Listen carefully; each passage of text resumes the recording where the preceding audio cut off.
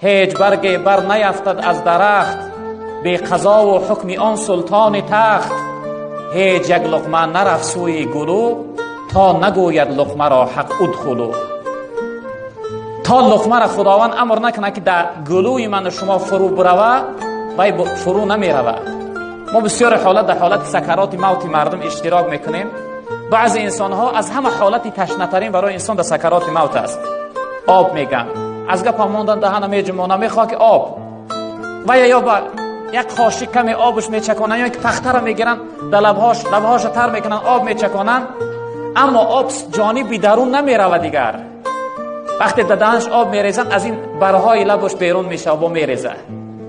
به چی خاطر برادر عزیز دیگر فرو نمیروه؟ به خاطری که دیگر اجازت نیست برای فرو رفتنش. به خاطری که دیگر خداوند امر نمیکنه، اجازت نمیده اون آب که ادخلوا داخل شو. لایکی